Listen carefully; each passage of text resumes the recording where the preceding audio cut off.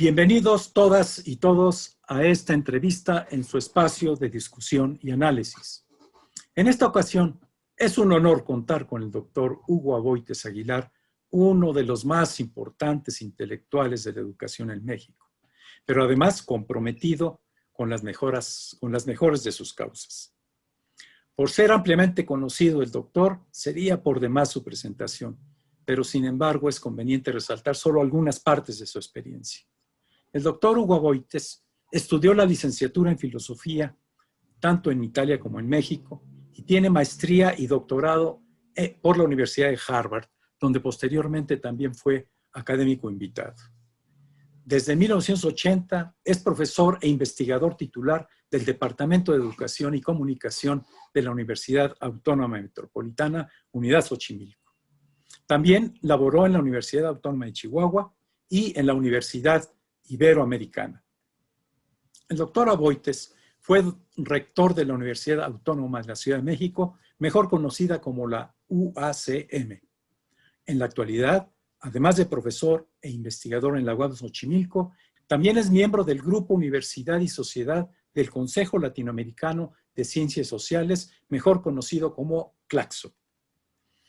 Es integrante del Grupo Asesor de la Coordinadora Nacional de Trabajadores de la Educación y cercano a los movimientos estudiantiles y sindicales.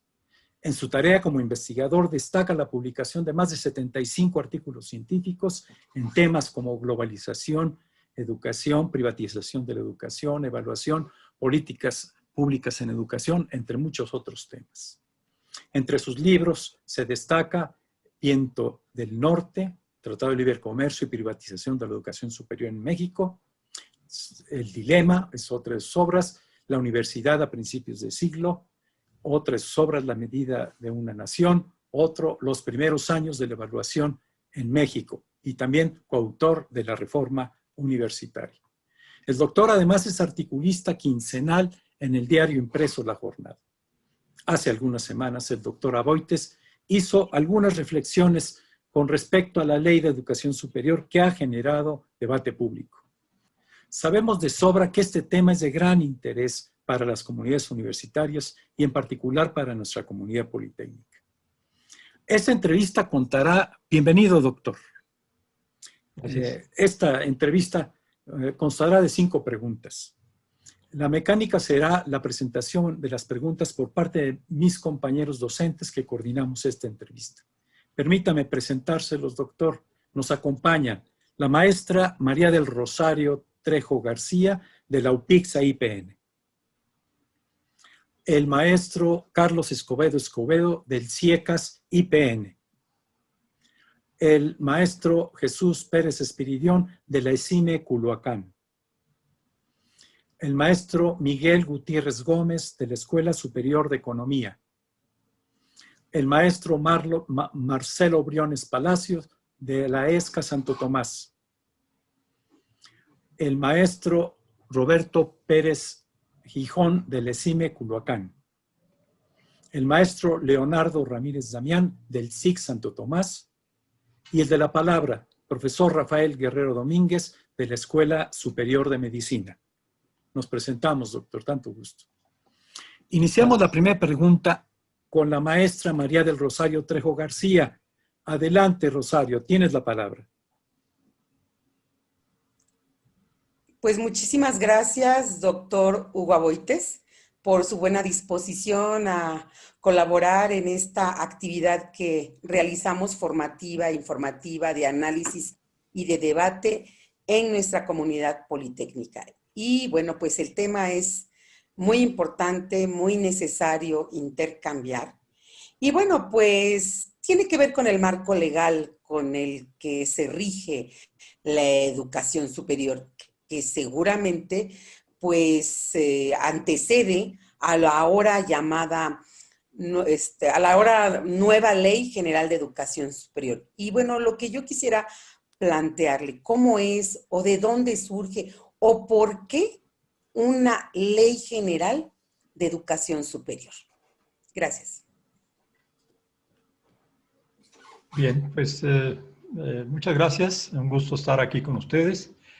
Y quisiera platicar un poco sobre este tema que es muy, muy interesante. Creo que tiene razón la maestra, tiene razón quienes están organizando este evento en plantear esta pregunta, porque en realidad lo que tenemos en el horizonte temporal de la educación superior es que solo ha habido una ley, y es la Ley para la Coordinación de la Educación Superior, que se aprobó en 1978. Pero la cuestión aquí es que desde 1910, cuando se funda o se refunda la Universidad Nacional de México, no se llamaba autónoma en esa época, ya la educación superior es un tema muy importante en el país. Y entonces la pregunta que surge, bueno, ¿por qué de repente nos damos cuenta de que la educación superior, solo después de 60 años de haberse fundado la Universidad Nacional de México, tiene una ley? ¿Qué pasa? ¿Por qué esta displicencia, podríamos decir, respecto a darle una legislación a la educación superior? Y especialmente cuando hablamos de educación superior, cuando hablo yo de educación superior, me refiero en especial de manera particular a la universidad autónoma, pública y autónoma, porque a mi juicio este es un elemento muy importante de la historia de la educación superior. Entonces, en 1978 tenemos una ley para la coordinación de la educación superior. Y no vuelve a haber ninguna ley posterior a 1978.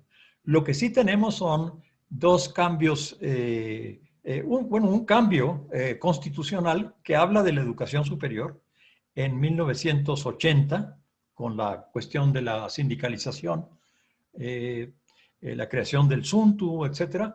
Y luego en 1993 se incluye a la educación superior, primera vez, fíjense, esto viene siendo 80 años después de haberse fundado la Universidad Nacional de México, 80 años después se le incluye finalmente en la Constitución mexicana, aparte de lo que se incluyó ya en 1980, que fue una inclusión, la de 1980, presionada por el surgimiento de un sindicalismo muy poderoso en los años 70 y que en 1980 estaba a punto de crear el Sindicato Único Nacional de Trabajadores de la Educación. Entonces, era muy peligroso para, digamos, la clase dominante en el país el tener un sindicato único nacional de todos los trabajadores de la educación superior. Iba a ser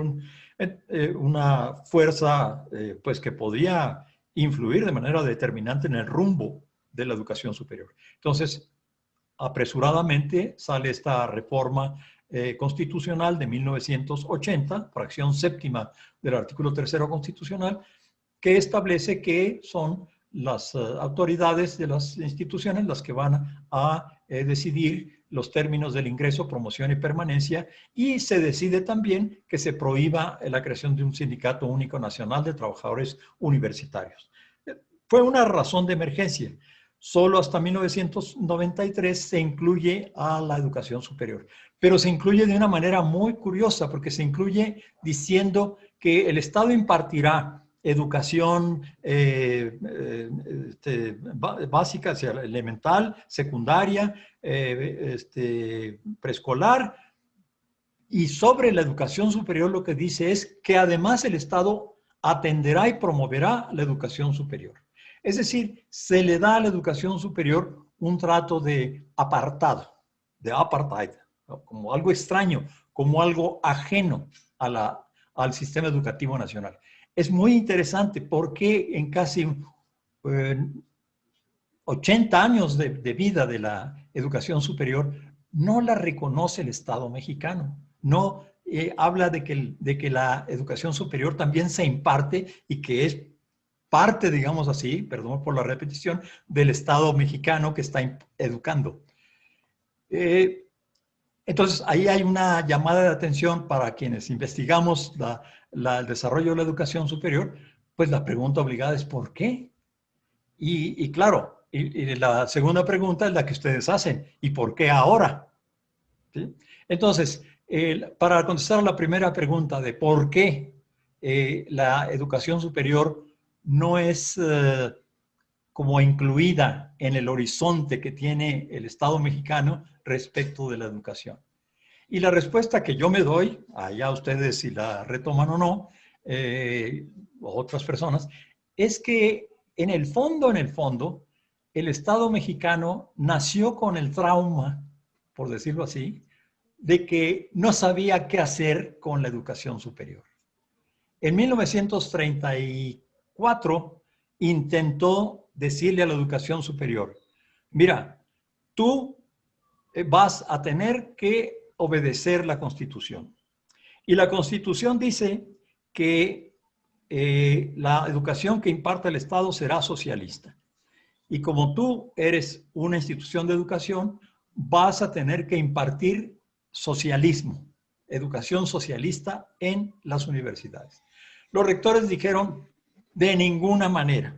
Hubo una especie de rebelión también de los estudiantes, porque creo que en el fondo ambas partes no entendieron muy bien de qué se trataba esto del socialismo. El Estado mexicano, por insistir en la palabra, cuando en realidad se sabía muy bien de que no era el socialismo de lo que se estaba hablando. Y por otra parte, los rectores, pues también tampoco entendieron muy bien que finalmente no se trataba de que se convirtieran, o no debería de pensarse en especies de robots que iban a repetir las lecciones del Marta Harnecker o el catecismo de Ripalda marxista, por decirlo de esa manera. Hubo un malentendido profundo, creo yo. Podríamos hablar mucho más sobre eso, pero el malentendido estuvo ahí. Tuvo el Estado mexicano que retirar la propuesta de que la educación socialista también iba a ser parte de la reforma educativa de ese año. Lo tuvo que retirar. Y entonces la universidad se quedó como en el limbo. De hecho, la Universidad Nacional en ese momento fue objeto de una situación muy curiosa. El Estado mexicano le dijo, ya no te vas a llamar nacional, porque bueno, la pretensión era que Universidad Nacional, vas a dejar de llamarte nacional, te voy a quitar el subsidio y arréglatelas como tú puedas. Y le darás cuentas a la sociedad mexicana de lo que has hecho con tu existencia. Es decir, la dejó a un lado. Y fundó entonces el Instituto Politécnico Nacional, como una manera de decir, esta es la educación de Estado realmente, la del Instituto Politécnico Nacional, no la de la Universidad Nacional Autónoma de México en ese momento. Entonces, yo creo que hay en el Estado mexicano, durante muchos años, un trauma respecto de la educación superior, de no saber cómo manejarla. Y que no se atrevían entonces a legislar. Y por otra parte, la universidad no quería ser legislada. Y hubo entonces toda esta distancia que se agravó con Díaz Ordaz, evidentemente, en 1968, que medio se quiso recomponer con Echeverría y la creación de múltiples instituciones de educación superior a lo largo y ancho del país, pero que no se acabó de resolver. Tuvo que venir, y eso es muy paradójico, el neoliberalismo para que se pensara de nuevo en la posibilidad de integrar a la educación superior. Como nunca el Estado mexicano tuvo en los años neoliberales, estoy hablando de la década de los 90, una intención injerencista profunda en nuestro país, muy profunda. Cambió la forma de pagar, cambió la forma de gobernar las universidades, cambió los planes de estudio, cambió el horizonte de qué se podía y qué podía y no hacer la universidad respecto a las empresas, por ejemplo. Descentralizó la educación, en fin, cambió los libros de texto, en fin, hizo en la educación una serie de cuestiones que le tocaron también a la educación superior. Entonces, un factor, respondiendo a la pregunta, un factor importante es que, pues que nunca había habido realmente una legislación, porque si uno lee la ley de la coordinación de la educación superior de 1978, pues son 27 artículos, y la nueva ley general de educación tiene alrededor de 80 artículos contando los transitorios. Entonces, se pasa de la simplicidad a la complejidad. Esa es una razón. ¿Por qué la ley?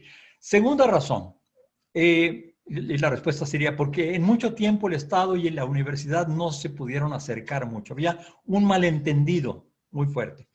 Segunda razón, porque llega a la educación superior en México y al Estado un régimen, una manera de entender la vida social, que es el neoliberalismo, en donde hay una ansiedad muy importante, una compulsión incluso por ejercer control sobre los componentes de una sociedad. Y la educación superior era vista como un componente fundamental, además que costaba un buen de dinero. Era un espacio muy conflictivo, era un espacio que lo veían como muy desorganizado desde el punto de vista neoliberal, y que con la acreditación, con las evaluaciones del Ceneval, con la acreditación de planes y programas e instituciones, se trata de darle un cierto orden, ejercer un cierto control sobre la educación superior. Entonces, el segundo factor es que la Ley General para la Educación Superior es una ley que responde a esta idea de, oigan, hemos dejado abandonado este campo que es tan importante y es necesario controlarlo, intervenir en él, organizarlo de tal manera que cumpla las funciones que en el ámbito neoliberal se consideran fundamentales. Apoyar a las empresas, lograr egresados que respondan a las necesidades empresariales, investigaciones pertinentes, que la educación superior se convierta en el laboratorio de innovaciones y avances tecnológicos, todo lo que tiene el mundo neoliberal en términos del pensamiento para qué la educación superior. Y el tercer y último factor que yo quiero mencionar es que hay grupos muy importantes a partir del neoliberalismo que se forman, por ejemplo, el núcleo de rectores muy cercanos a la NUYES es un grupo muy importante, el grupo empresarial Mexicanos Primero, con el PAN y otros partidos, también es otro grupo muy importante y comparten esta preocupación de la educación básica, por supuesto, pero también de la educación superior. O sea, la preocupación por intervenir, por tirar línea, como decimos nosotros, y que no quede en un número de instituciones fragmentadas, aisladas unas de otras. Estos factores se juntan con un tercer factor, el último que voy a mencionar, que es la llegada de un movimiento, una rebelión civil muy importante en México en en 2018, en el mundo electoral en torno a la figura de López Obrador. El movimiento de los maestros, los movimientos de comunidades, los movimientos obreros que sufrieron mucho el peso del neoliberalismo, toman, digamos, la palestra, el escenario, y se montan en esta situación de vamos a cambiarlo todo. Y en ese sentido, la idea de transformación, pues, es un mensaje que tiene un peso muy importante. Para concluir, diría que entonces tenemos factores incluso electorales que llevan a esta idea de crear una ley para la educación superior. Y especialmente en el caso de la Cuarta Transformación, facilita las cosas porque hay un control muy extenso sobre las cámaras, lo cual garantiza que se va a aprobar lo que se le ponga enfrente. No hay una agenda clara sobre qué hacer con la educación superior, es decir, el discurso es contra el neoliberalismo, pero no hay una propuesta alternativa articulada de qué hacer entonces, si no lo liberal, qué hacer con la educación en general y con la educación superior. Y por otro lado, hay grupos interesados el caso de Esteban Moctezuma en la Secretaría de Educación Pública, en que sea, digamos, una visión empresarial, una visión hasta cierto punto todavía neoliberal, la que esté presente en la hechura de esta que consideran una ley importantísima, y lo es, importantísima. Entonces yo quisiera concluir con estos 4 factores para responder a la pregunta de por qué la ley y por qué ahora precisamente. Porque hoy es cuando se puede hacer. La siguiente pregunta, doctor, estará a cargo del maestro Roberto Pérez Gijón. Tienes la palabra, Roberto. Afortunado, yo ahora que puedo tener comunicación con usted, doctor, soy su lector asiduo en la jornada y su respuesta a la primera pregunta nos pone en el umbral de conocer esta diversidad de corrientes tan interior de la educación superior en conexión con la evolución del sistema político. Sí. Valiosísima su respuesta primera. Y sobre todo la explicación que nos da cómo en este ambiente reciente se posibilitó de tener esa Ley General de Educación Superior, que responde a la gran diversidad de instituciones que hay dentro del ámbito de la educación superior en el país y que son respuesta como desde el gobierno se ha respondido a esta importante demanda social. Pero esta ley que ya nos ha avanzado en el conocimiento de ella, sería muy valioso para nuestra comunidad que nos ayudara a comprenderla mejor si nos permite conocer desde su experiencia y su visión los elementos más representativos de esta Ley General de Educación Superior. Sí, con mucho gusto. ¿Cómo no? Me parece que la gran novedad que tiene la Ley General de Educación y que en ese sentido la representa, es decir, presenta lo más importante de esta ley, es el hecho de que se crea algo inusitado. Se crea un Sistema Nacional de Educación Superior. Antes parecía que la queja era ¿por qué la educación superior no se integra al sistema educativo nacional? ¿Por qué está por fuera? ¿Por qué está como aparte? ¿Por qué es un trato especial? Todo esto, por ejemplo, la Ley General de Educación de 1972-74 decía, pues todo esto vale para toda la educación, con excepción de la educación superior y de la educación pública y autónoma. Entonces, ¿por qué esta distancia? Y la respuesta que da el Estado mexicano a esa pregunta es, bueno, no te integro, fíjense, no integra a la educación superior en el sistema educativo nacional. Eso no lo hace, según mi opinión, en esta nueva Ley General de Educación Superior. Lo que hace es crear un sistema aparte, un sistema distinto, otro sistema dentro del sistema o paralelo al sistema. Ahí hay todo un debate que podemos tener sobre si el sistema educativo nacional incluye el sistema de educación superior ahora o el sistema de educación superior es una especie de mundo aparte, 2 sistemas que coinciden, que se comunican, muy amable y todo lo demás, pero que finalmente son distintos o no. Entonces, ese es, en primer lugar, un elemento muy interesante, el hecho de que se responde con un sistema. Se dice, para que no andemos con quejas, déjame decirte que el sistema al que tú quieres pertenecer, pues nada, te voy a crear un sistema para ti solo, pues, para la educación superior. Esto es algo tan nuevo, tan profundo, que la mera verdad es que yo no alcanzo a ver todas las implicaciones que tiene, las vamos a ir viendo con el paso del tiempo y ahí nos van a ayudar pues todas las personas con experiencia como ustedes, que pueden reflexionar sobre qué exactamente va a significar el hecho de que ahora pasemos a ser un sistema. Ese es un primer elemento. Un segundo elemento, y creo que con estos 2 tenemos, un segundo elemento es que sí podemos empezar a pensar un poquito en qué repercusiones tiene un sistema. aquí entre ustedes pues hay ingenieros y a lo mejor están muy familiarizados con la teoría de los sistemas. Y lo interesante desde el punto de vista social de la educación, un sistema tiene una ventaja muy interesante, muy importante. Y es que no solo que agrupa a elementos muy diversos y les da como una especie de cohesión entre ellos, sino que de alguna manera empareja a todo mundo.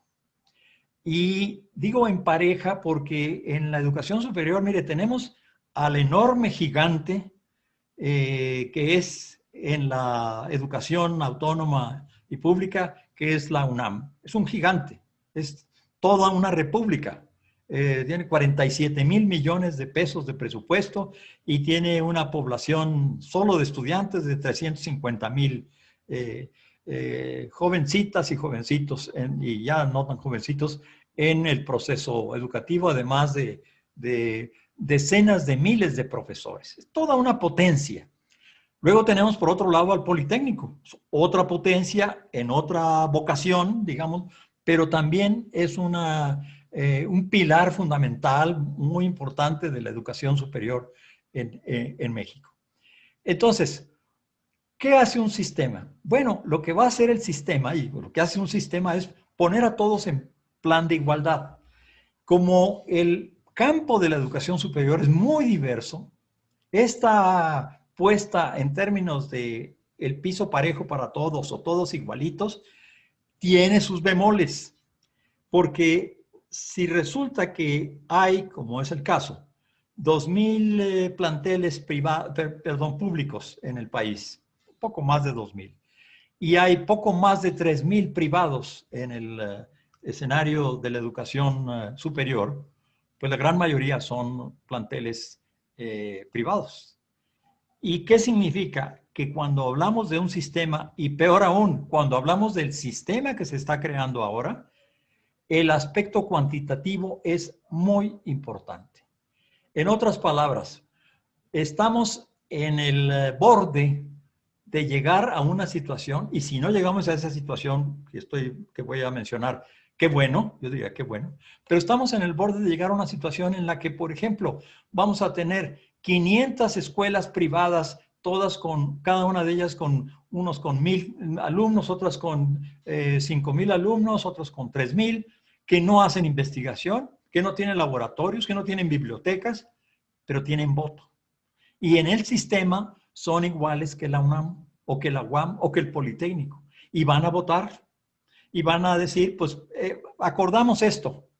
Claro, hay que ver qué tanto este espacio donde se dan esos acuerdos, consensos o votaciones incluso, qué tanto poder va a tener para decir, esta es la ruta que debe seguir la educación o no. Pero por lo pronto le ganan a la UNAM, le ganan a la UAM, le ganan al Politécnico, a la Universidad de Jalapa, de Veracruz, pues la veracruzana, la Universidad de Guadalajara, les ganan a todas las universidades juntas. Son 32, 36 universidades autónomas en el país. Y bueno, el Politécnico de alguna manera es contada entre las grandes universidades, centros de educación superior, aunque no sea estrictamente autónomo, aunque bueno, tiene sus autonomías específicas en momentos históricos muy, muy concretos. Y entonces tendríamos una situación un poquito complicada, porque resultaría que los criterios de la educación privada, si es un sistema donde los números cuentan, pues sí tendrían preferencia, tendrían más peso que los que se generan desde el seno de la educación pública. Entonces, un sistema invisibiliza a los integrantes, los vuelve parejos. Vamos a suponer, esto es un hijo único, una familia que tiene un hijo único. Pues el hijo se siente el rey del universo. Aunque no lo críen de manera especial, él es el hijo, no hay más. Pero si de repente a este niño que está acostumbrado a ser el hijo, se encuentra con que pues tiene 10 hermanos o que tiene que ir a una escuela donde son 50, entre comillas, hermanos, ¿qué pasa con ese hijo? Pues se invisibiliza. Viene a ser uno más de. Y entonces, un problema de un sistema, a mi juicio, es que tiende a decir aquí todos parejos, todos individuales, vamos a trabajar juntos, vamos a estar ordenados todos juntos. Y va a tener que haber mucha lucha para rescatar y mantener la individualidad. Es decir, la UNAM va a tener que pelear mucho más por decir, oigan, no. Es decir, independientemente de lo que se dijo en el Consejo Nacional de Coordinación de la Educación Superior, que es un aspecto que se crea con esta nueva ley, es un espacio que se crea. Yo soy la Universidad Nacional, ninguna otra universidad se llama nacional. Entonces hay ese primer problema. Para el mundo y la visión neoliberal, la idea de que haya diferencias tan grandes entre instituciones no les cuadra mucho. Ellos son de la idea más bien de decir, aquí todos parejos, ¿no? Vamos a ver resultados, vamos a ver quién es más eficiente, vamos a ver quién funciona mejor y por lo tanto vamos a tener una política única. ¿Significa esto decir que estamos manteniendo una idea neoliberal de la organización de la educación superior? A mi juicio, sí. Porque el planteamiento que se hace del sistema no es un planteamiento que reconozca las diferencias, que reconozca las vocaciones distintas, a pesar de que lo dice una y otra vez, dice, con todo respeto a la autonomía, con todo respeto a las, digamos, talentos y vocaciones que tenga cada institución, pero nunca presenta mecanismos concretos como eso que resuelvan ese problema. Y sí presenta los mecanismos concretos para que funcione como un sistema, pues que es, digamos, en ese sentido, muy neoliberal. Entonces, ahí tenemos un problema muy importante. Fíjense, por ejemplo, y esto lo digo desde el punto de vista de las universidades autónomas, dice uno, porque es el sistema y luego hay subsistemas, 3 subsistemas distintos.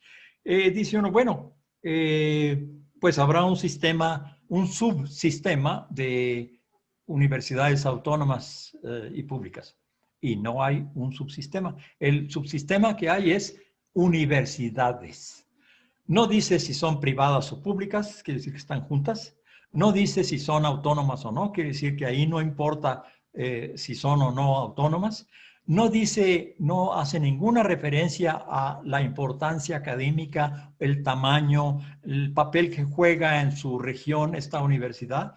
Porque, bueno, la SEP, por otro lado, tiene esta política de que si usted tiene en una institución privada, digamos, en una casa vieja, en una casona vieja, que tiene un garage y tiene recámaras ya vacía, y tiene usted una familia, el papá es, digamos, contador público, la esposa es psicóloga y el hijo mayor es ingeniero. Entonces, con tener un profesor de tiempo completo en cada una de estas áreas, en 3 áreas, para la SEP esa ya es una universidad. Así de simple está el asunto. Es decir, una familia de 3 miembros puede crear su propia universidad y poner un letrero que diga, sin violar ninguna ley, reglamento o norma de la Secretaría de Educación Pública, poner universidad, digamos, Patito o como se le quiera llamar, ¿no? Entonces, bueno, ahí va a estar la UNAM, ahí va a estar la UAM, ahí va a estar la Universidad de Guadalajara, la Veracruzana y todos compartiendo el pan y la sal con una gran cantidad de instancias que se hacen llamar universidades. Entonces ahí tenemos un problema, que a nivel de subsistema tenemos solo universidades,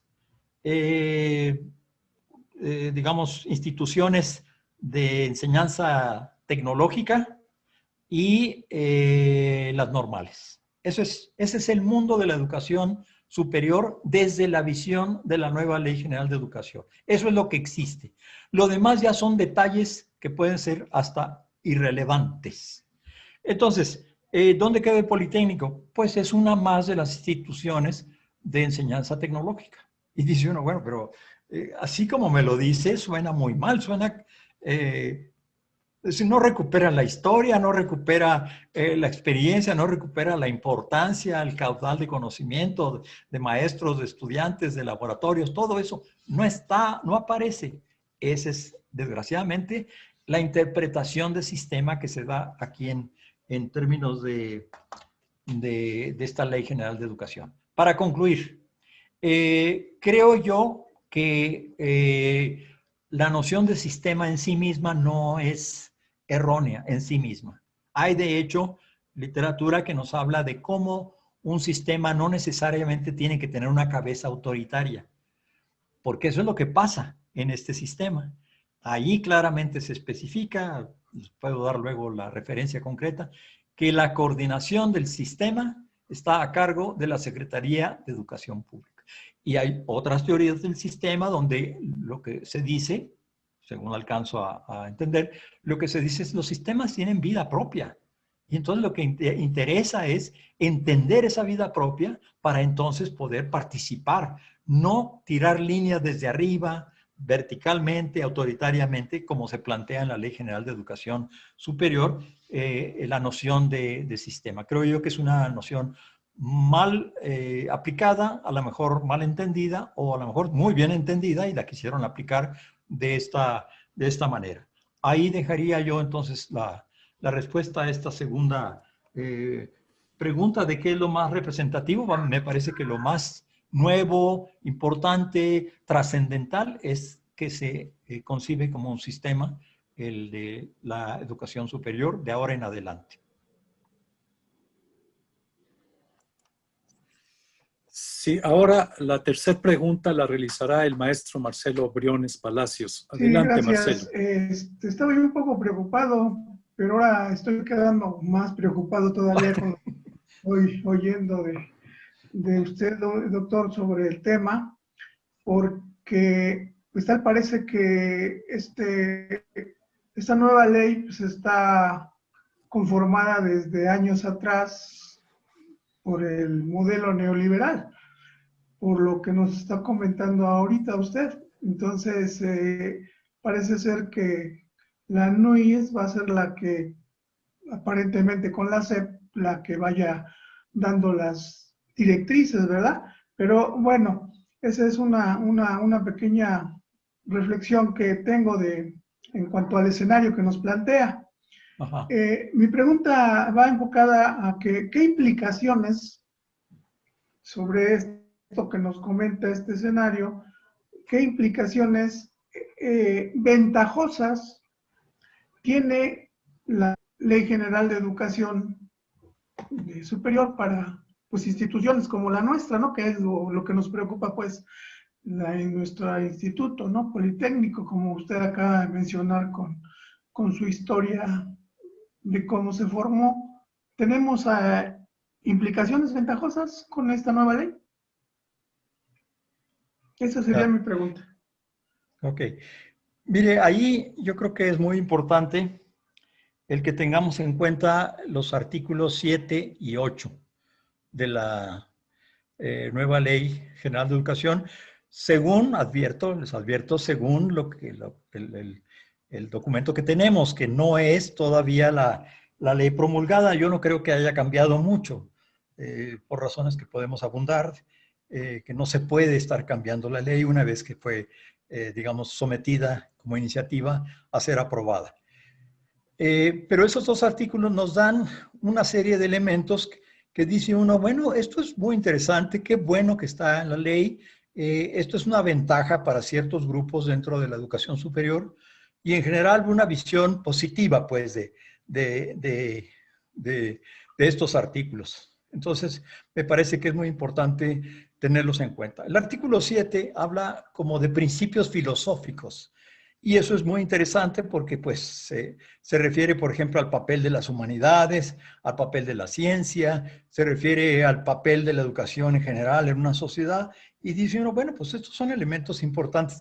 Lástima que no estén teniendo un peso importante en el desarrollo de todos los demás artículos y capítulos de la ley. Pero ahí están esos elementos. Creo que es ventajoso tenerlos ahí porque nos permiten retomarlos a la hora que queramos defender algo, algún punto en concreto, o defender al Politécnico o a la universidad de que se trate. Entonces, lo recuerdo brevemente. Está, por ejemplo, la idea de la formación del pensamiento crítico a partir de la libertad, el análisis, la reflexión, la comprensión, el diálogo, la argumentación. Esto está perfecto, muy bien dicho. Les digo, el problema es que no se traduce en lineamientos y artículos concretos que lo pongan en marcha. Se habla de la consolidación de la identidad, del sentido de pertenencia y respeto desde la interculturalidad. También excelente esta aportación que hace la ley. Habla de la generación y desarrollo de capacidades y habilidades que tienen que ver con el desempeño profesional para la resolución de problemas. Bueno, aquí hay toda una discusión sobre esta idea de que la educación tiene como finalidad la resolución de problemas. Creo yo que es una visión muy limitada, pero bueno, ahí está este elemento. Luego está el fortalecimiento del tejido social, la responsabilidad ciudadana para erradicar y prevenir la corrupción, el fomento de valores como la honestidad, la justicia, etc. La construcción de relaciones sociales, económicas y culturales basadas en la igualdad entre los géneros, dice uno, pues magnífico, el respeto a los derechos humanos. El combate a todo tipo de discriminación y violencia, el cuidado del medio ambiente, la formación en habilidades digitales. Estos, digamos, el artículo 7, son como principios filosóficos muy, muy importantes, básicos para una reglamentación, me parece a mí, de la ley, de una ley de educación superior. Luego viene el artículo 8, que me parece todavía más interesante, porque plantea, por ejemplo, este artículo, el interés superior del estudiante en el ejercicio de su derecho a la educación. Esto es muy importante. ¿Por qué? Porque lo que está aquí diciendo es el interés superior de la institución no es el bienestar de los profesores, el bienestar de los trabajadores, el bienestar de la burocracia, no es el bienestar de los jubilados. A pesar de que en todos esos, qué bueno que haya esta intención de bienestar, el interés superior es el del estudiante, para que ejerza su derecho a la educación. Y eso como que le da sentido a toda la vida universitaria. ¿Para qué estamos aquí como profesores, como directores, como investigadores? Para formar estudiantes, no para que aprendan los estudiantes, porque eso es así como medio la idea de instrucción. El perro aprende a seguir la bola y a traerla y la pelota y en fin, regresa. Digamos, es esta idea de entrenamiento, no, es de formación. Lo que nos interesa es formar personas críticas, personas que participan socialmente, que tienen una visión política de las cosas, o sea, que el poder es importante en una sociedad, que tienen una visión que le permite identificar quiénes son las víctimas e identificarse a sí mismo como víctima del sistema. En fin, entonces, está aquí este elemento que me parece fundamental. Está también el reconocimiento del derecho de las personas a la educación. Qué bueno, porque luego vamos a ver qué pasa con el derecho a la educación en esta ley en concreto. El respeto irrestricto a la dignidad de las personas, la igualdad sustantiva, la inclusión para todos los grupos, el reconocimiento de la diversidad, la interculturalidad. Luego habla de algo que no me parece muy adecuado, hablar de la excelencia educativa, porque luego ya estamos hablando como de la calidad y de quiénes son de excelencia y quiénes no, y vamos a hacer exámenes para ver quiénes lo son o no. La cultura de la paz y la resolución pacífica de los conflictos. La transparencia, el respeto a la autonomía, respeto a las instituciones de educación superior, y luego viene un elemento, estoy hablando en la fracción 15ª de este artículo 8, el respeto a la libertad académica de cátedra e investigación. Esto es un elemento muy importante, una ventaja para nosotros, porque nos da espacio para actuar, enseñar, investigar en libertad. que en el sistema neoliberal no es muy bien visto esto. Ahí como que la idea es la de decir, estas son las necesidades, para esto servimos nosotros, adelante, cada quien tiene su tarea por hacer, esto es lo que hay que investigar, esto es lo que hay que enseñar de manera muy estricta y formal. Acá se reivindica la libertad académica y la libertad de cátedra e investigación. Siempre hay dificultades para decir en qué consiste exactamente estas libertades, pero el hecho de que estén ahí enunciadas nos permite avanzar en la exploración, que nos permita comenzar a delimitar exactamente qué son este tipo de libertades, en qué consisten, cómo se materializan en concreto. Entonces, está la libertad académica de cátedra de investigación para los profesores. Luego,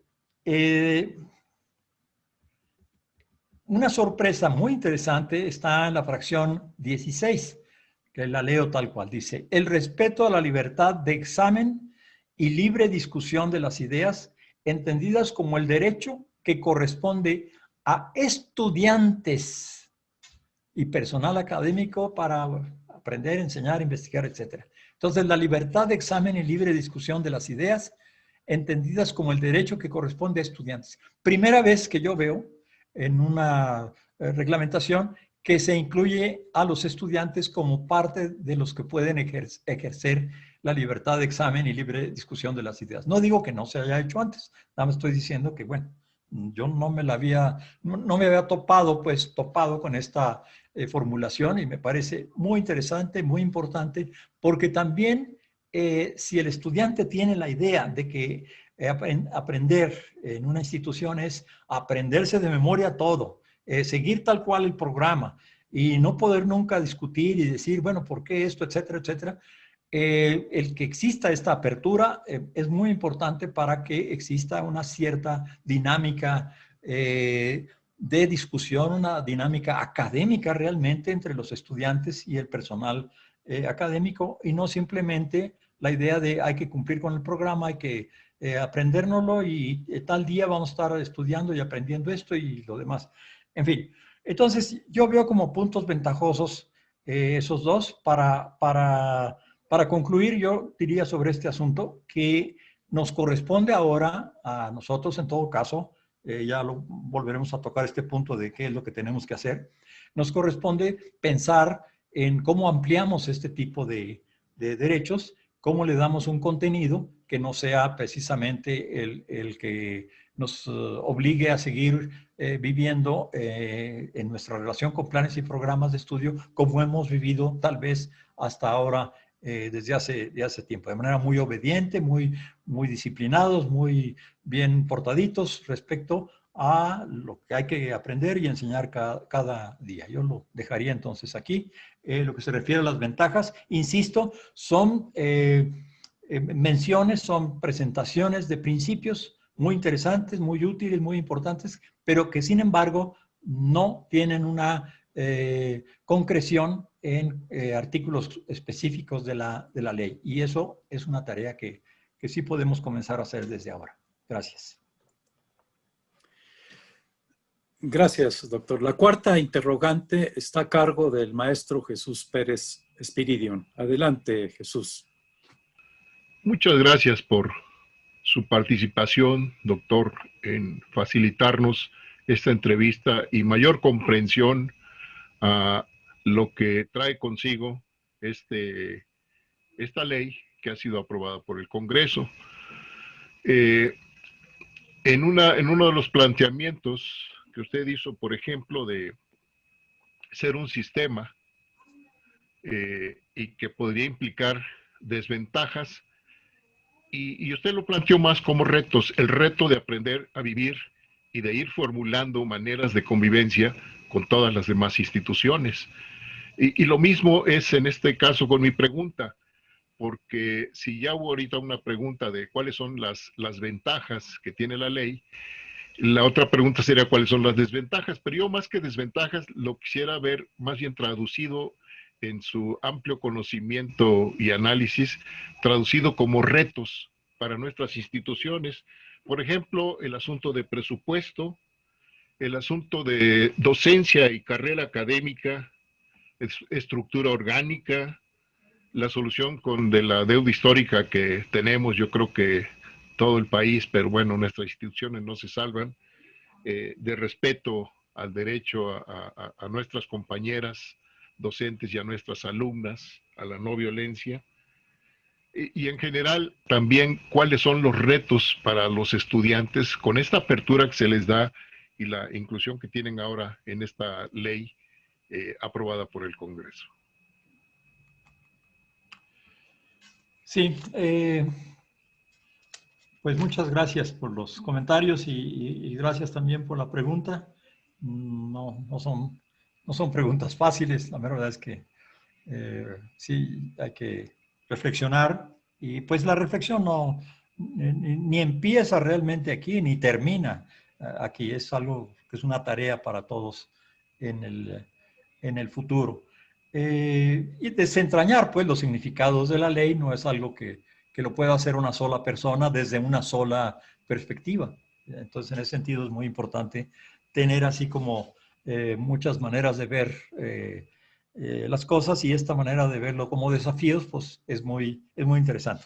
Yo no tenía no usaba esa palabra, pero sí, lo podemos plantear así como desafíos. Un primer desafío que me parece a mí, que es muy importante aquí, yo les llamaba contradicciones, pero bueno, es la de que estamos creando un sistema con una cúspide, con una punta, con un polo de poder muy importante en el país, y que el proceso mismo de construcción de esta idea de sistema no pasó por ningún procedimiento que le podamos llamar democrático.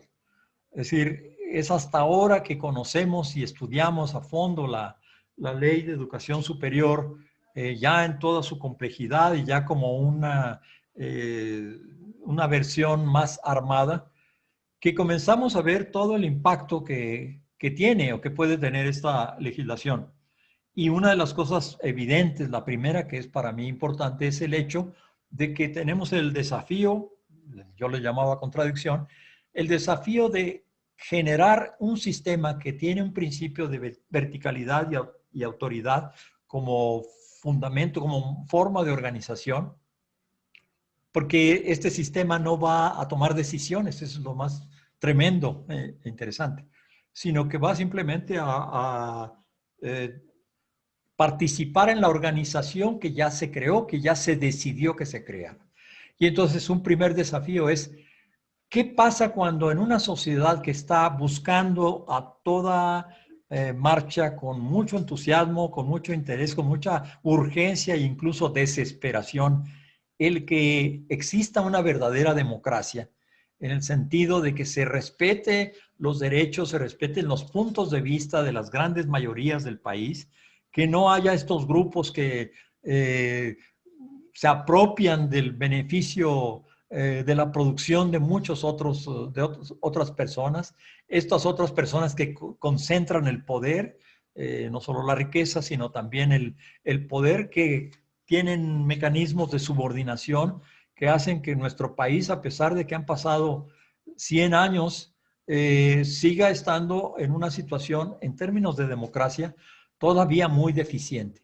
Entonces, me parece a mí un desafío muy fuerte, yo le digo contradicción, el que en medio de esta sociedad que está buscando cómo crecer en la democracia, ¡pum!, llega y nos cae de repente un sistema que no es precisamente organizado para ir creando espacios de democracia en la educación superior. A mí me parece que ahí tenemos un desafío muy fuerte, que es, bueno, ¿cómo hacemos este asunto que nos cayó del cielo? ¿Cómo lo hacemos que responda más a lo que es este país, a lo que necesita este país?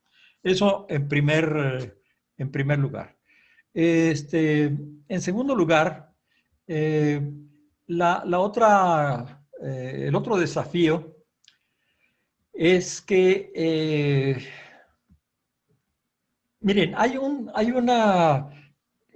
organismo que se llama CONADU, el Consejo Nacional de Autoridades Educativas. Y fíjense, este es un consejo de autoridades, no es un consejo de miembros, digamos, del sistema educativo, no, son las autoridades educativas. Es un consejo que funciona sobre todo para la educación no superior, media superior, secundaria, primaria, preescolar. No, este CONADU no existe para la educación superior, es el otro sistema, el sistema que convivimos, ¿no?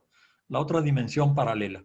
Este consejo nos da una idea de qué es lo que piensan ellos que es el funcionamiento de estos espacios, entre comillas, de cierta democracia y participación. Se llama CONADU, Consejo Nacional de Autoridades Educativas o de la Educación. Entonces, yo me puse a leer los acuerdos que toma el Consejo Nacional de Autoridades Educativas, ¿no? Y me encuentro con lo siguiente. Año tras año, reunión tras reunión, los acuerdos son de esta manera. Dice, por ejemplo, un acuerdo. El primer acuerdo de la reunión 52, que fue hace poco. Dice, el CONADU, de la educación media superior, ¿qué hace con las decisiones? En primer lugar, no toma decisiones.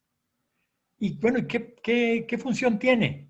Y dice el acuerdo, el CONADU toma nota de las acciones que la Subsecretaría de Educación Media Superior está impulsando para ampliar la cobertura de la educación media superior en el país. Entonces, ¿qué hace este Consejo Nacional de Autoridades Educativas? Toma nota. O sea, y luego leí el segundo acuerdo, también tomaba nota de otra cosa. El tercer acuerdo también tomaba nota. El cuarto acuerdo también toma nota. Y entonces dije, esta concepción de democracia es verdaderamente aleccionadora. Y les digo, un segundo problema que tenemos, o contradicción o desafío que tenemos es, ¿qué va a pasar con esto? O sea, ¿qué tenemos que hacer frente a este desafío? Porque no puede ser, un poco retomando lo anterior, el primer desafío, que convivamos con esto y así, tomando nota de qué dijo la Secretaría de Educación, que ahora tenemos que hacer las instituciones de educación superior. Fíjense, aquí lo importante es que antes los autónomos decíamos, no, pues somos autónomos. El Politécnico podría decir, bueno, lo que pasa es que no soy autónomo, pero miren, el Politécnico es toda una entidad, una institución, no es un criado de la Secretaría de Educación Pública. Tenemos nuestra identidad, nuestra dignidad, nuestra historia, y entonces pues se nos respeta, ¿no? Diría uno, bueno, pues habría que impulsar más este tipo de identidades, ¿no? Pues no. Aquí la idea me parece a mí que es muy peligrosa, muy complicada, porque va en esta dirección de, pues de diluir la idea de democracia, de participación y dejarla en su más mínima expresión. Otro tercer desafío o contradicción es la tendencia profundamente privatizadora de la educación que tiene esta Ley General de Educación.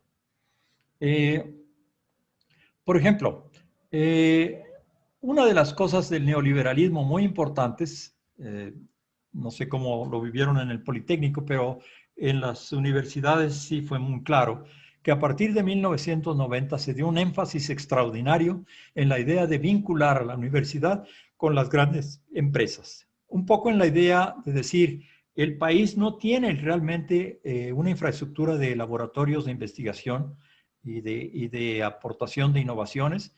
Por lo tanto, le corresponde a las universidades el servir de laboratorios a las grandes empresas transnacionales o no, que requieren los servicios pues, de investigación, de innovación, de desarrollo tecnológico. Entonces, esta idea de que la labor de la universidad y de la institución de educación superior es la de vincularse al sector social o sector productivo, pues es una expresión de una privatización de la universidad. No porque se cobren colegiaturas, no porque la dirija Carlos Slim, sino porque su quehacer tiene como finalidad directa específica el sector privado empresarial de más altos vuelos. Tenemos millones de empresas en el país, pero las que son empresas grandes y tienen ciertas necesidades más sofisticadas, pues son como muy pocas, 50,000. Y ahí es donde las universidades extienden su trabajo de investigación y de desarrollo de productos o de servicios. Entonces, ahí hay una privatización. Hay una privatización también en el sentido de que la falta de democracia no es algo que caiga así del cielo nada más. Es parte de una cultura de las empresas, no es parte de la cultura de los espacios civiles, ciudadanos. Es parte de la cultura de las empresas. La empresa toma estas decisiones, la empresa funciona así, se descentraliza, tiene empresas asociadas, en fin, crea sus propios sistemas. Y ahí el centro, sin embargo, a pesar de que se da mucha libertad a algunas de las empresas participantes, subsidiarias o sucursales, finalmente hay un principio de autoridad muy importante y muy fuerte. Entonces, también en ese sentido es una privatización de la universidad. Los otros elementos, como por ejemplo lo que tiene que ver con la gratuidad, pues ya sabemos que hay hubo una tendencia muy fuerte en el neoliberalismo a elevar las cuotas de manera muy, muy importante. Y finalmente también aquí entra en esta contradicción, entra la tercera, entra el elemento de el manejo gerencial de las instituciones. Ya no se manejan el rector como el que escucha a los sectores y toma decisiones a partir de lo que oye, sino a partir de un consejo directivo que le indica cuáles son las mejores decisiones que hay que tomar en función del objetivo de una producción, sea de conocimiento, sea de egresados, y no en función de un diálogo permanente en la institución. Otro desafío pero muy importante, sí, quisiera subrayarlo porque es muy tangible, es que se nulifica el derecho a la educación. Una de las banderas más importantes para la creación de esta nueva legislación fue el hecho de que se daba un paso adelante en el derecho a la educación. Y se decía, tenemos el derecho al preescolar, a la educación primaria, a la educación secundaria, a la educación media superior, y falta el derecho a la educación en el nivel máximo, es decir, en el superior. Entonces, se decía, esta ley viene a resolver ese problema porque establece por primera vez en la historia, y es correcto, el derecho a la educación. Sin embargo, se establece en forma tal que constituye un retroceso. Es muy paradójico esto, porque dice el artículo 4 de la ley que el Estado instrumentará políticas para garantizar el acceso a la educación superior a toda persona que acredite con el certificado de bachillerato o equivalente la terminación de los estudios correspondientes al tipo medio superior. Hasta ahí estamos claros. El Estado garantiza el acceso a la educación a toda persona que acredite con su certificado de bachillerato en la mano o equivalente que terminó los estudios del medio superior. Sin embargo, ante esto, los rectores, creo yo, fueron ellos, la Núñez y otros grupos del PAN, etcétera, dijeron, esto va a ser un problema. Y le añadieron una frase que echa por tierra todo. Es más, que nos retrocede, porque antes no existía el derecho a la educación, pero existían como ciertos principios de que pues tienen que admitir a los más posibles, por ejemplo. Agregan una frase que dice que cumpla la persona con los requisitos que establezcan las instituciones de educación superior. Con eso echa por tierra toda la primera parte del artículo que habla de que basta el certificado de bachillerato para poder ingresar a los estudios correspondientes al tipo superior. ¿Por qué? Porque a la hora de poner requisitos no establece quién pone los requisitos, por lo tanto los pone la propia institución. Lo dice, que cumpla con los requisitos que establezcan las instituciones de educación superior.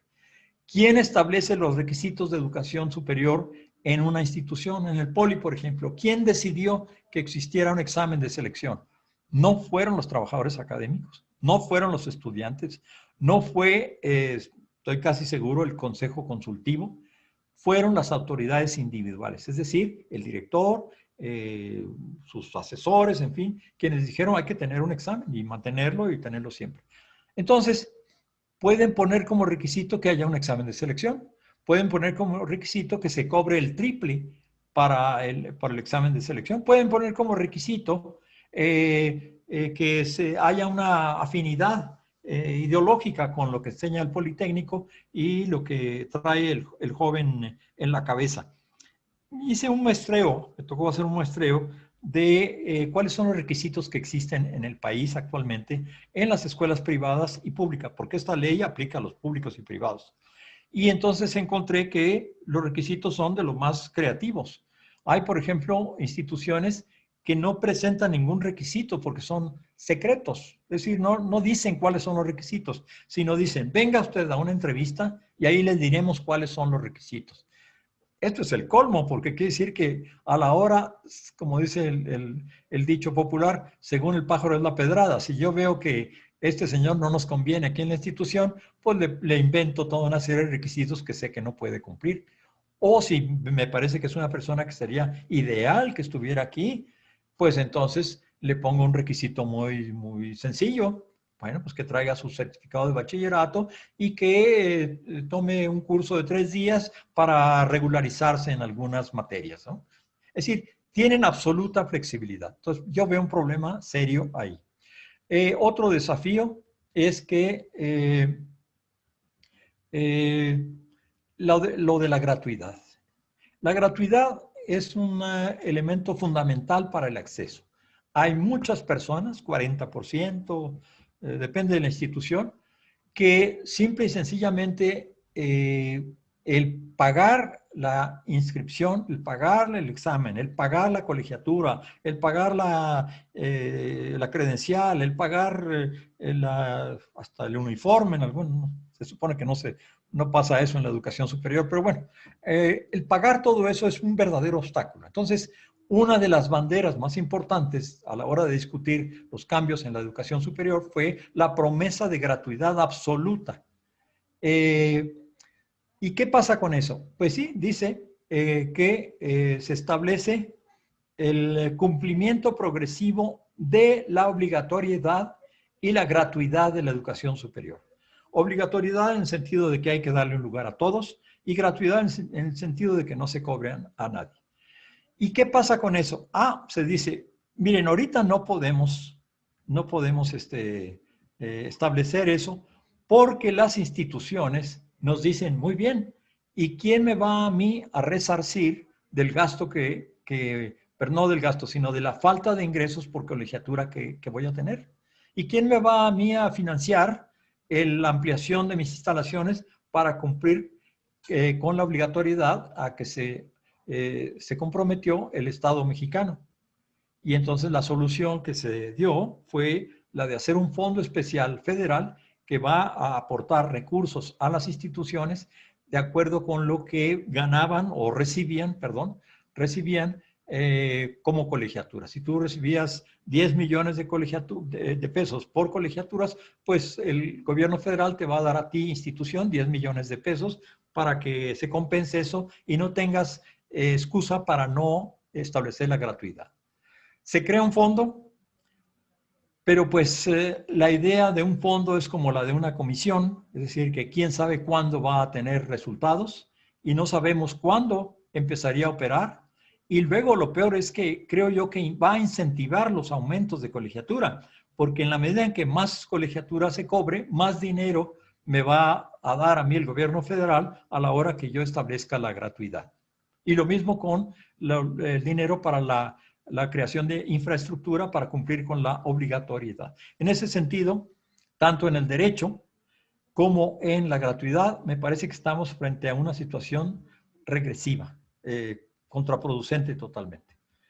Y finalmente, una contradicción importante es que se retoman todas las ideas políticas, acuerdos, prácticas de evaluación y acreditación. Fíjense, todo esto de que el Ceneval haga exámenes, todo esto de que haya acreditadoras, de que haya evaluación de planteles, que haya evaluación de carreras, evaluación de profesores, todo esto, y de estudiantes, todo esto no estaba en ninguna ley. Son acuerdos, son convenios, son prácticas, son procedimientos que se tomaron, se decidieron sobre la marcha, pero no son el resultado de una legislación. Entonces, ¿qué va a hacer ahora la legislación? Va a darle fuerza de ley a todo esto que no la tenía esa fuerza. Va a darle un respaldo, una legalización que evidentemente va a fortalecer al Ceneval, a las acreditadoras y todos estos procedimientos de evaluación de los académicos en donde se dice, tú si eres de excelencia, tú no, tú vas a recibir más dinero, tú no, etcétera. Todo eso, todo ese mundo que se creó en los años 90 va ahora a tener su legalización. Me parece a mí que es muy complicado que estemos avanzando. Yo quisiera terminar con esto, esta parte de esta pregunta. Pues el carácter tan regresivo que vemos en muchos de los aspectos de la ley, que pues si uno se pone a pensar de dónde viene esta ley, de una verdadera insurgencia popular, que dijeron ya no queremos PRI, ya no queremos PAN, no queremos PRD, no queremos MC, no queremos PT, lo que queremos es algo distinto.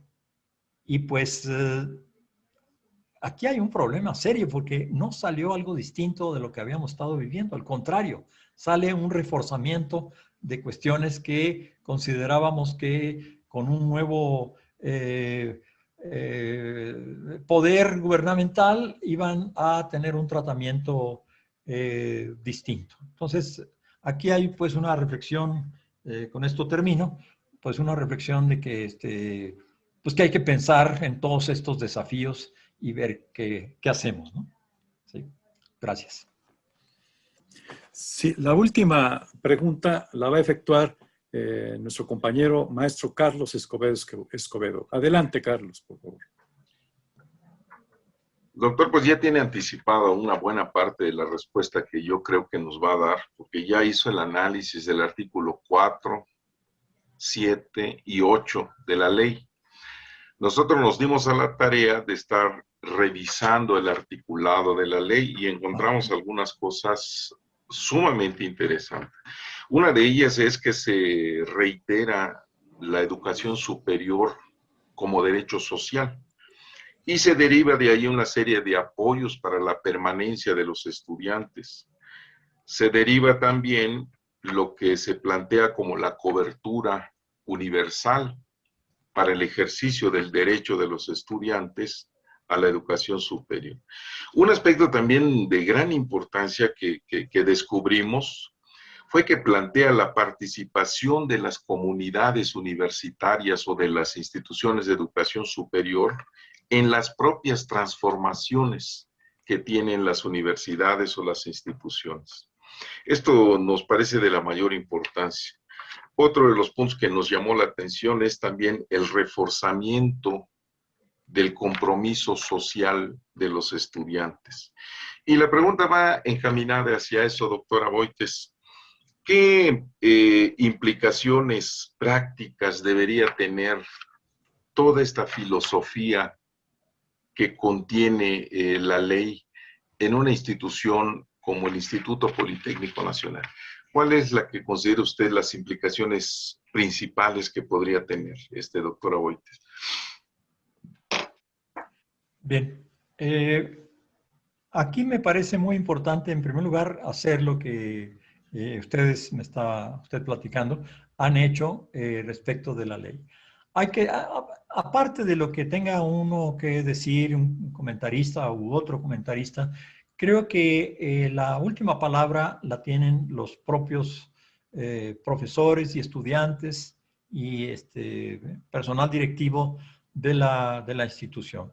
Las leyes, por su misma esencia de que son una decisión que se toma desde fuera, desde lejos, tienen un alto grado de fragilidad.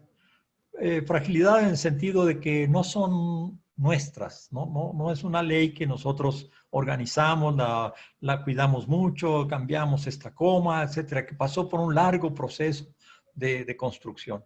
No es el caso.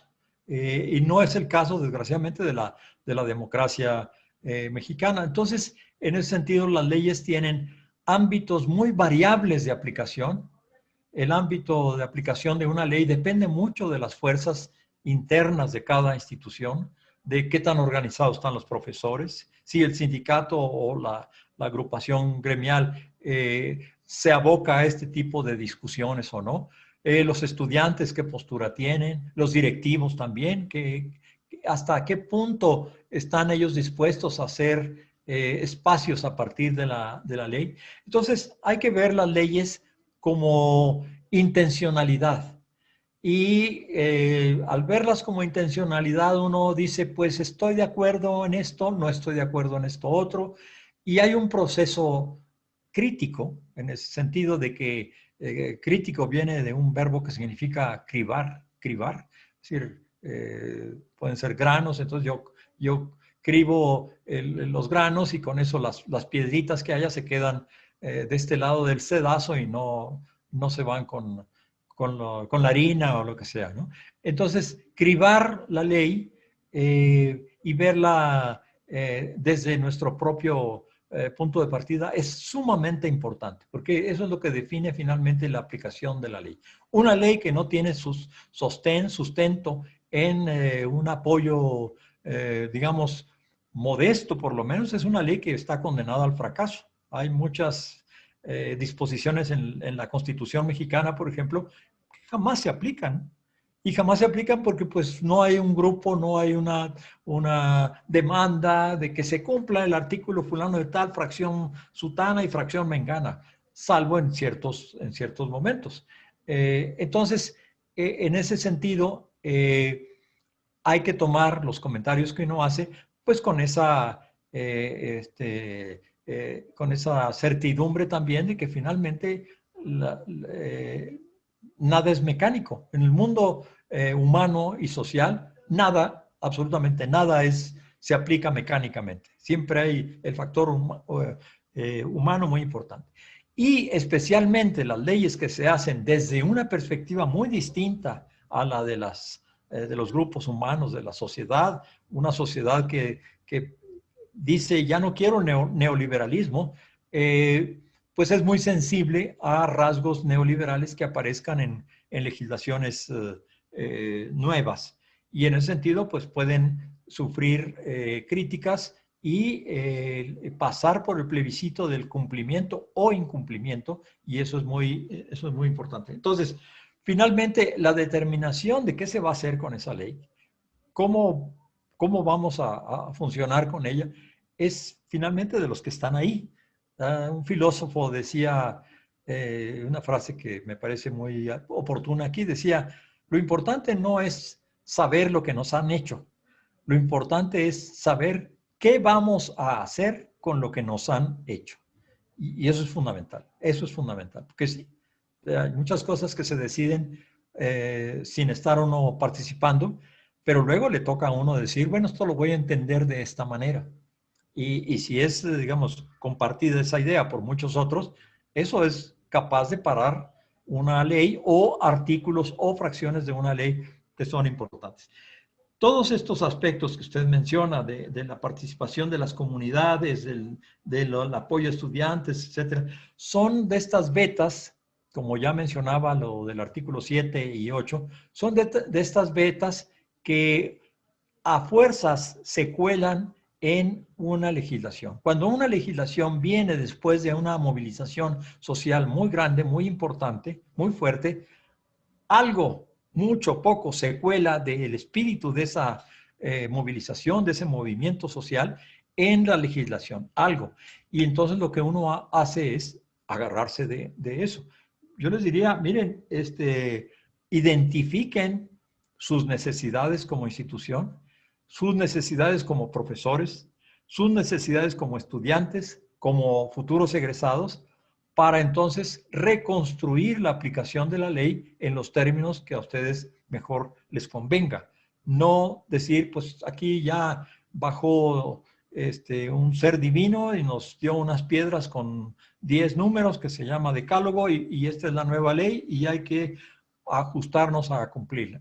Pues no, no funciona así. A pesar de que la gente diga que la cumple y la va a cumplir, a la hora de la hora siempre encontramos asegúnes, siempre encontramos, bueno, en este caso no, bueno, esto se entiende de esta manera, etcétera. Por eso, el que interpreta la ley es a veces más poderoso que la ley misma, porque la ley puede decir A, pero puede venir el otro y decir, pues no, no es A, es B.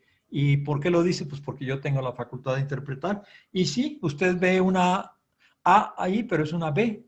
Así es el asunto. Entonces, en todos estos puntos que usted menciona, para concluir esta pregunta, la respuesta a esta pregunta, están ya, vamos a decirlo así, en el lado de ustedes, en la cancha de ustedes. Les corresponde ver exactamente cómo pueden reconstruir esta ley a partir de sus propias necesidades.